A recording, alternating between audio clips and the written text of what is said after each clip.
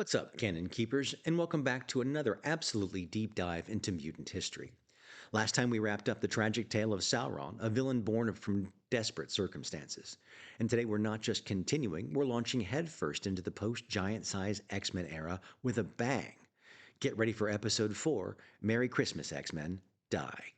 A brutal deep dive into the X Men's first series, 98 through 100, originally hitting stands from December of 75 to April of 76.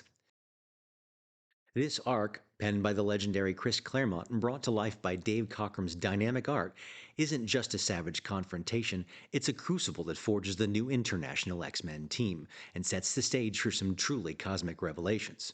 We're talking holiday cheer turning into pure terror, insane new Sentinels, and a pivotal moment that changes everything. So, grab your eggnog and brace yourselves, fandom force, because Christmas in New York is about to get incredibly explosive. All right, my Omniums, it's Christmas Eve in the Big Apple, and our X-Men are actually trying to soak up some of the festive vibes. Jean and Scott even share a classic smooch under the mistletoe at Rockefeller Center. But hold up, because tranquility lasts for about a nanosecond. Out of nowhere, Dr. Stephen Lang, and that's a name you'll need to remember, unleashes his insidious Project Armageddon. And bam, these advanced Mark III Sentinels crash the party. And these aren't your grandpa's Sentinels, lore keepers. The X-Men last fought these metallic monsters back in X-Men 59. Chaos erupts. Jean Grey gets snatched right there at Rockefeller Center after a fierce, brutal battle where Cyclops seemingly bites the dust. And just like that, Wolverine and Banshee are also taken offline by these unstoppable mechanical monsters. And here's the real kicker. Far away in the Bahamas, Professor X himself faces a shocking Sentinel ambush and is captured, completely unaware of the chaos unfolding with his team. What a holiday nightmare. Now, the remaining X-Men back at the mansion are losing their minds because Cerebro can't find a trace of their missing teammates. Talk about a total nightmare before Christmas. But luckily, Professor X's old pal Dr. Peter Corbeau, who first appeared back in the Incredible Hulk number 48, who narrowly escaped the Sentinel attack on Xavier, shows up and drops the bombshell. Based on some intense intel, he figures out that our heroes aren't just missing, they've been taken into outer freaking space. Meanwhile, in Dr. Lang's orbital station, Banshee, Wolverine, and Marvel Girl, thinking they've pulled off a daring escape from their shackles, power through a gauntlet of Sentinels. But the second they burst out, it's pure insanity. They're floating in the terrifying vacuum of space without any suits. Lang's Sentinels swoop in with some atom spheres, begrudgingly rescuing them only to haul them back into the station. Lang, ever the charming host, lets them know they're lucky to be alive. But there's no way out, bub. Back on Earth, Cyclops and Dr. Corbeau are playing Super Sleuth with Cerebro, hooking it into NORAD's Valhalla Mountain databank. And get this, they uncover the chilling truth. Lang's secret Sentinel staging ground is none other than a completely abandoned SHIELD orbital platform. Talk about a deep cut, Cosmic Crusaders. With the horrifying intel confirmed, the cavalry has to launch a covert rescue mission, and they're doing it with the clock ticking. The emergency team, Cyclops, Storm, Colossus, and Nightcrawler, are on board the StarCorps 1 shuttle with Dr. Peter Corbeau. And while they masquerade as a normal science crew, the atmosphere is anything but calm.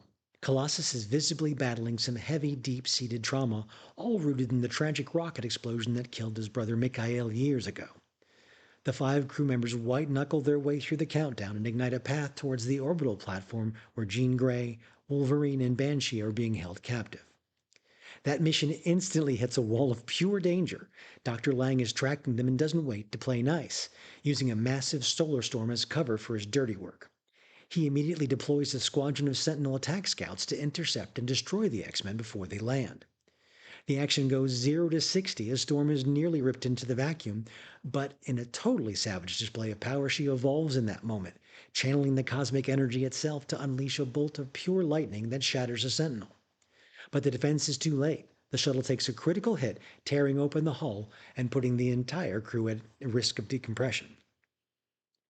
With Colossus facing instant suffocation in his metal form, side-eye, Dr. Corbeau pulls the ultimate power move.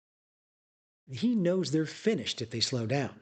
To save the team, he keeps the engine burning and slams the mangled shuttle into a final, death-defying trajectory, crashing the vehicle right into Lang's orbital station. Inside the wreckage, it's an all-out brawl against Lang's agents and the Sentinels, with Cyclops personally beating the truth out of Lang himself. But just when they think they've cleared the final boss, a chilling telepathic scream from Jean warns them. Cyclops gets blasted and the ultimate twisted reveal drops. The X-Men come face to face with the infamous X-Sentinels, Project Armageddon's most horrifying weapon, designed to make mutants kill mutants.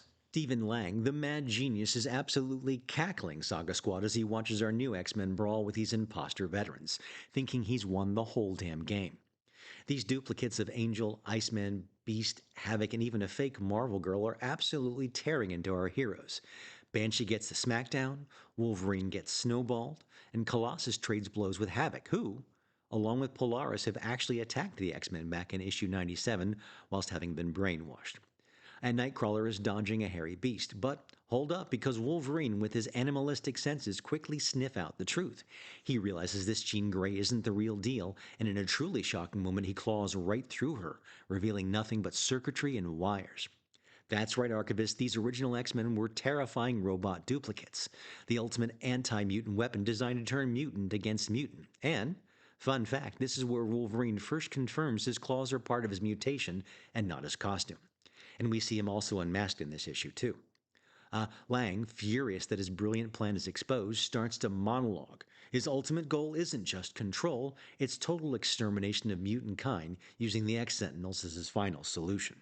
But Lang's evil monologue is cut short because Cyclops, now fully powered and absolutely enraged, blasts his way out of his containment tube. He frees the real Jean Grey and Professor X and then proceeds to kick the crap out of Lang, demanding answers. Lang tries to make a break for it and his gunship firing wildly, but Jean, our powerhouse telepath, jams his controls. And with a terrified scream, Lang crashes into a giant monitor with a fiery explosion. Just as served, X-Men style. Though, fellow fanatics, the classic X-Men number 8 and Uncanny X-Men 291 actually reveal that Lang doesn't die here, just mysteriously vanishes. But just when you think they're home free, our heroes discover the StarCorps shuttle is completely trashed from its crash landing. No navigation computer and no functional suits, and a deadly solar flare barreling down on them. It's an impossible situation, but then Jean Grey, with a look of pure heartbreaking resolve, steps up. She reveals that she can absorb the piloting knowledge and use her telekinetic powers to shield herself from the lethal radiation. And with a final emotional plea to Scott, whom she mind blasts to stop him from interfering, makes the ultimate sacrifice, takes the pilot's seat as the shuttle plunges towards the raging solar flare, her last scream echoing Scott's name. What an unbelievable moment, true believers. And that, Lore Keepers, is the monumental conclusion to the Merry Christmas X-Men Die arc. The story is an absolute game changer, solidifying the new X-Men roster and pushing them to their breaking point. Jean Grey's shocking sacrifice is a gut-wrenching moment that truly tests the team. It's about them gelling under impossible pressure, facing ultimate betrayal, and understanding the profound cost of being a hero. Jean's self-sacrifice doesn't just alter Scott Summers forever, it sets the stage for an even bigger, more cosmic future for the X-Men. The implications are massive, story sages, directly leading into some of the most legendary X-Men sagas of all times. This isn't just a win, it's a new beginning forged in fire and loss. Join us next week, my ex-genealogists, as we take a deep dive into the beginning of one of my favorite sets of story arcs. Get ready for episode 5, Phoenix Rises and the Cassidy Keep Catastrophe, originally hitting the stands in 1976. Be seeing ya.